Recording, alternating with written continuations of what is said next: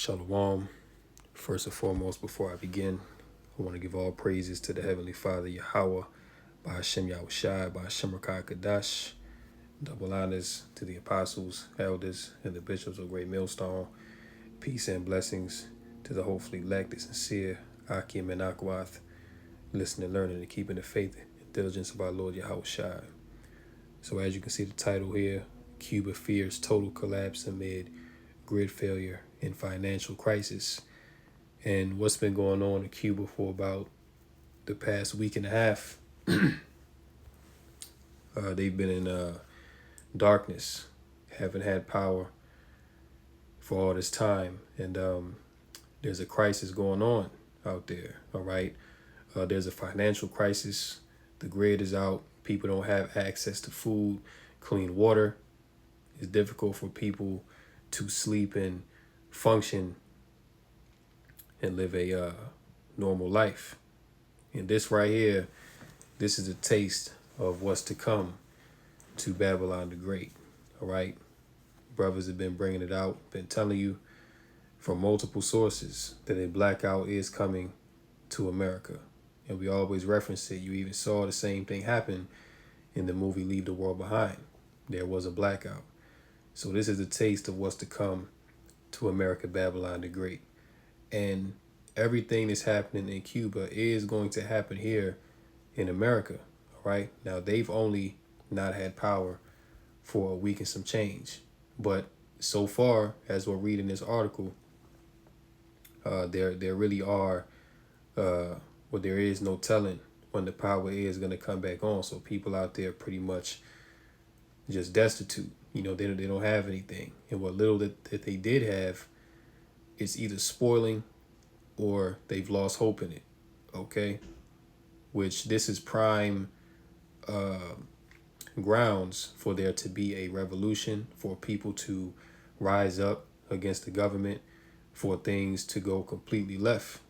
And who knows, maybe the government of Cuba, because we are in those times, you know, the government of Cuba deliberately is doing this to their people. We don't know exactly the state of affairs out there, but I do recall seeing one source saying that this happened because something with some trade or an embargo, something like that, you know, but these are just rumors, all right? But nonetheless, as to why this is happening, the point is this is coming to a city near you very soon, all right? So it says here, Maria Elena Cardenas is 76 and lives in a municipal shelter on Amargora Street in Havana's colonial Old Town. The building has an elegant past, but for the last few days, Maria has been cooking with sticks she found on the street. You see that? So people have now been reduced to using sticks to cook. You see, this is what's going on. And Cuba was not a third world country, but now it is without no power. And see, the same thing is going to happen to America, because America right now, this is, you know, the land of milk and honey, a first world nation, right? But when the power goes out, things will change very quickly, literally overnight, right? People will go from sugar to shit, because see, what's going to happen is when you don't have access to money, when no businesses are open, you see, when all the food in the stores start to spoil because there's no refrigeration, there's no, people are basically gonna hit the food first, okay? And that's gonna cause a scramble for resources. It's gonna be very competitive, okay? So you see what these people in Cuba out here are going through just after a week, you see, and it's gonna be even worse here in America because Cubans, they're used to the power going out down there. Okay, Cubans are used to not having certain things that Americans have. See, these Americans, they're used to a certain quality of life. They're used to having power. They're used to taking hot showers. They're used to eating all the time. You see what I'm saying? And the elder Apostle Gabar, he actually made a statement to, prepare to get very uncomfortable in these times. You know what I'm saying? Because, listen, things can literally happen all of a sudden. This happened to the Cuban people all of a sudden. All right? So they out there cooking with sticks they found on the street. You see, we Cubans manage the best we can, she said. She lives in the shelter because her home collapsed, a regular occurrence in the poorest, oldest parts of the beautiful city. Cuba's government has spent the last days attempting to get the island's national grid functioning after repeated island wide blackouts. Without power, sleep becomes difficult in the heat, food spoils, and the water supply fails. Part of Cuba's communist system will still function. The municipality sent Maria food. We are three families here, she said. I live alone. The lady who lives next to me does also. And there are two children, the children's mother, her aunt, and an elderly man. A week after the blackout, the island has returned to the status quo ante with regular power cuts of up to 20 hours a day. But the crisis has left a deep, melancholy dread about the future. All right. And again, this is what's going to happen in Babylon the Great. All right. Once things go down for a certain amount of time, the future is going to be grim. All right. People are not going to have a positive outlook on the future. And that's already the case now. But how much more when everything that you love in this life is taken away from you and you're sitting in darkness? Like, you think people are wicked now. The real demons are going to come out of people when the lights go out. All right. So, yeah, there is going to be, more dread about the future. Cubans have a cheerful idiosyncrasy, said Julio Cesar Rodriguez, 52. Even when things are bad, we laugh. But this is really bad. This current crisis began on October 17th when an order went out for all non-essential state workers to go home. The effort to save power didn't save the system, and a day later, the island went dark. Antonio Guterres, one of the main power stations, shut down, crashing all the other big generating stations in the system. It's very hard to restart a power station, said a retired engineer from Antonio Guterres, who asked to remain anonymous. You need to produce a lot of electricity just to get it going. And where are they going to get this electricity from? All right. This is why it's kind of, you kind of have to put it out there. All right. The fact that this major power grid just all of a sudden just collapsed, you have to ask the question, well, why? Why did this happen? Why is it happening now? You see what I'm saying? We live in a time that's you have to question things, man, because a lot of stuff is going on worldwide. We know a lot of changes are coming. Okay, and ultimately we know that all roads lead to the MOTB. All right, and we've been saying, through the spirit and power of Yahweh Bashim Yahushai, that a grid collapse, all right, which Klaus Schwab told you about that back in 2020. Okay, he said that we must prepare for a comprehensive cyber attack. All right, and once again, referencing the movie Leave the World Behind, what happened on the East Coast, there was a complete grid outage that was caused by a cyber attack. Okay, so these devils, I wouldn't be surprised if this is them pulling this off. Okay, if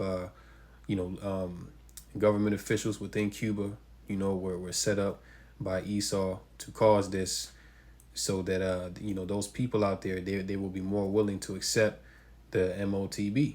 You see, but all roads lead to the MOTB, because them people out there, they don't have no hope. All right, as we just read, the future looks dark.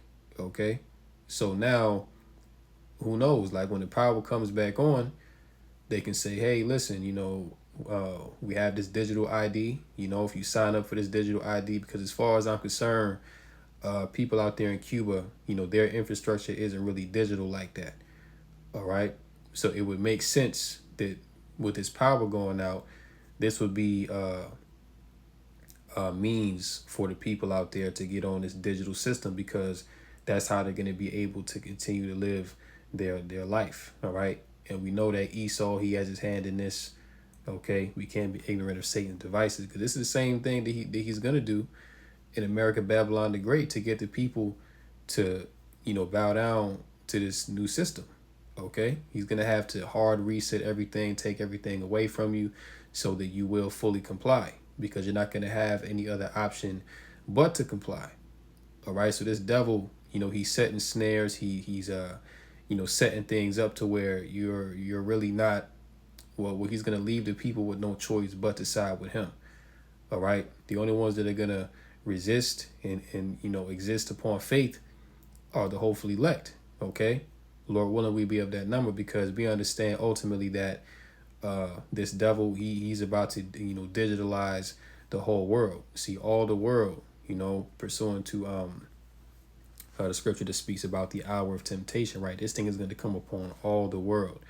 All right. And Cuba is not exempt. Okay. All these nations are going to have to get down with the program. You know what I'm saying? That's why you look at these NATO and EU nations, okay, even the BRICS, you know what I'm saying, which many countries are joined unto them. All of them are what? They're going digital. And Russia just had that summit just a few days ago to discuss that same very thing. And then this popped off. So this thing is coming, man. The MOTB is coming. But in order to usher in this great reset, there must be chaos. There must be a viable reason to bring this thing forth. And what better justification could there be to reset the system than a grid outage? Okay. Just, hey, the grid is out. We lost all the information. Nobody has anything anymore. This is ground for us now to start new. You see? Antonio Guterres was built in 1989 and is now battered and obsolete. The truth is that it was built rotten, said the engineer. He told harrowing stories of working with faulty safety equipment, political management, who would disappear when problems arose, in a system long pushed to its limit. There was a scheduled maintenance program, but it was never followed, he said. The requirements were too tight. We were told the factory has to produce, so patch it up. The government acknowledges the parlous state of its system, blaming the 62-year-old trade embargo imposed by the United States. President Miguel Diaz-Canel said financial and energy persecution made it difficult to import fuel and other resources necessary. So, really you see that Esau is behind this. Okay, Esau puts an embargo on Cuba so that they can't get certain things. So now that this grid outage has occurred, which once again, Esau can definitely be up in the mix. CIA operatives, that were set up, put in certain positions to cause this whole thing. All right, because we know that's how this devil get down. He works covertly behind the scenes, to make things happen. All right, but that embargo, this has been going on for 62 years. This definitely has a big contributing factor on the grid in Cuba being obsolete. Okay, because Esau Edom, he hasn't allowed certain supplies to get up in there.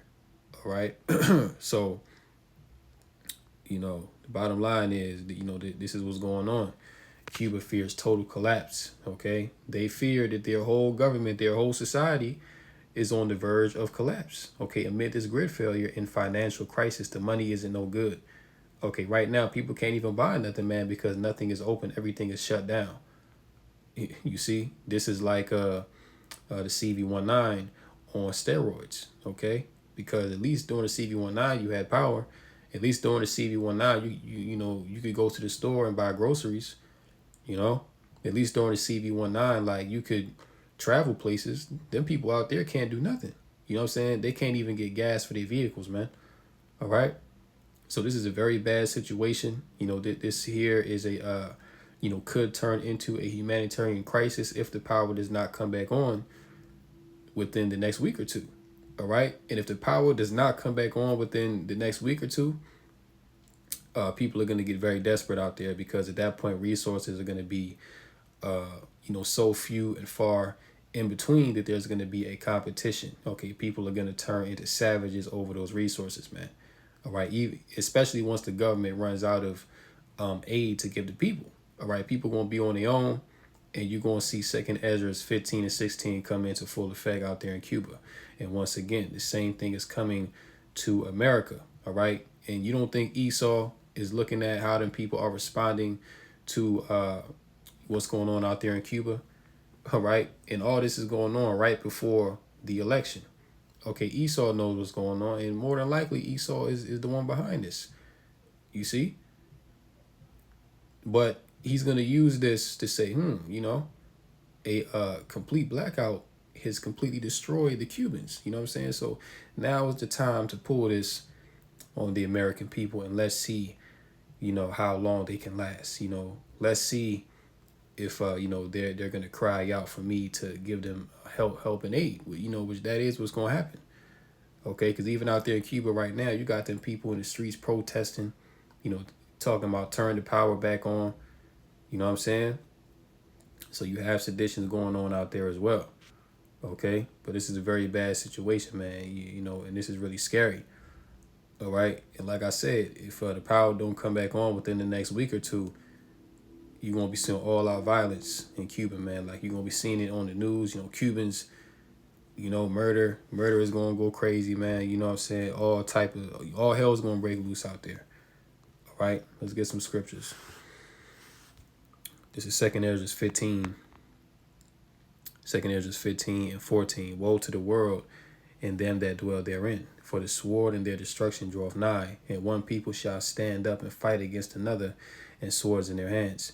For there shall be sedition among men, and invading one another they shall not regard their kings nor princes, and the course of their actions shall stand in their power. Yeah, and the same thing is going to happen in Cuba if it's not happening already. Okay, you have the government with certain mandates. Nobody be outside. I also believe that they have a curfew out there. Like you can't be outside past a certain time, but people are still doing it anyway because the government is really not doing much to help them people out there. All right, and the power still has not come back on, and they don't know when it's going to come back on. So that's adding even more to people's stress and anxiety. Okay, that's why it says here they shall not regard their kings nor princes. They're not going to regard because it's going to be like, well, you telling us to do this and do that, but what are you doing for us? And all the while it's going to be even worse here in America because the people here in America, they now understand by and large that the government has been pulling the wool over their eyes for a very long time. So they already don't trust the government. Then you got these two clowns of so-called presidential candidates that are running for office, and this whole thing is a complete clown show. Okay, complete clown show. Like this thing is really a joke. All right, so people are already fed up with the system. They're just like, to hell with the government, to hell with these people, man. Like they don't have our best interests at heart, especially looking at what happened post Hurricane Helene and what they doing out there now, with those mining operations and different things like that. People are truly seeing the true colors of the government. You know what I'm saying? So this is why Second Ezra 15 and 16 is going to come into full effect. All right, in the course of their actions shall stand in their power. People are going to do what they want to do. You know what I'm saying? People are going to do what they feel is the best option for them to survive. Okay, whether that be to kill, whether that be to murder, all right, whether that be to steal. All right, they're gonna do what they have to do to survive, because it's even gonna come a point where there's not gonna be no emergency services to help you out. Okay, so once people understand that it ain't no help coming, all bets are off. Okay, what I'm saying, people are gonna take matters into their own hands. This is what this verse here is saying. Verse 17: a man shall desire to go into a city and shall not be able. Yeah, because you're gonna have checkpoints, okay, where the military is gonna be set up. It's gonna be martial law declared. People are gonna want to flee out of these cities because it's gonna be so chaotic. Okay, but then again, people are gonna be desiring to go into another city, but they're not physically gonna be able to do so because they're not gonna have means to do it. All right, you're not gonna be able to hop in your car and drive somewhere because it ain't gonna be no gas. Okay, it's even worse if you got a electric vehicle.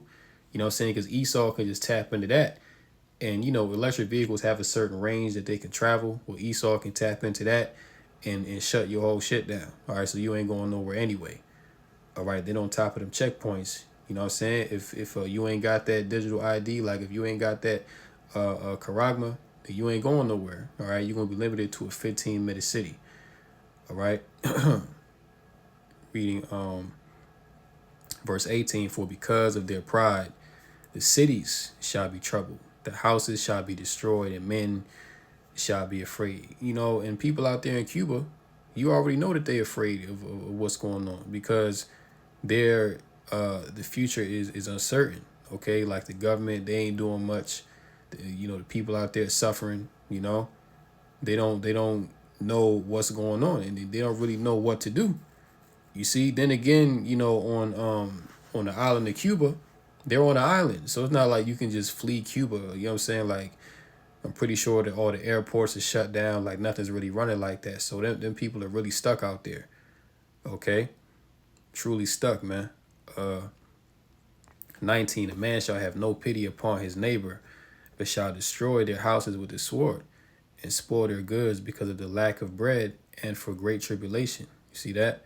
Lack of bread and great tribulation are going to be the main factors as to why people are going to turn on one another.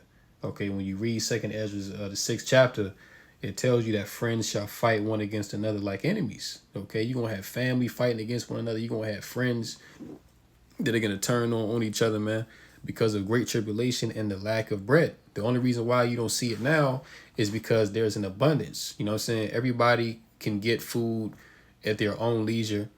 Okay, people really not going through great tribulation. You know what I'm saying? People have their tribulations that they're dealing with, but it's not great tribulation to the point where it's like, damn, like, I don't know what to do. Like, I can't get no food. I can't get no help. No, like, it's not to that point yet. Okay, but these are going to be the main factors as to why all hell is going to break loose, and even pertaining to this election. People are saying, it's going to be a civil war behind the election. I don't really believe that, because, right now stuff in America is all messed up, but people are still, going about their daily business. Why? Because they can still eat, and they can still have, some semblance of a normalcy. Okay, but once the food is gone, once the jobs are gone completely, and once it's really realized that there's really no hope, that's when all hell is going to break loose. Okay, that's when people are going to, pick up the sword. That's when people are going to put off all forms of mercy. All right, it's going to be dog eat dog out here. Okay, but lack of bread, famine, and great tribulation is going to be the main contributing factors to people's hell that's going to be going on out here. All right, so these times are here, and what's going on in Cuba, it really shows you how fragile that things are, because things can really pop off, like go down at any given moment. All right, we could wake up tomorrow and the power is out. You know what I'm saying? Like, we just don't know. But of course everything is according to the will of Yahweh Bashim Yahushai.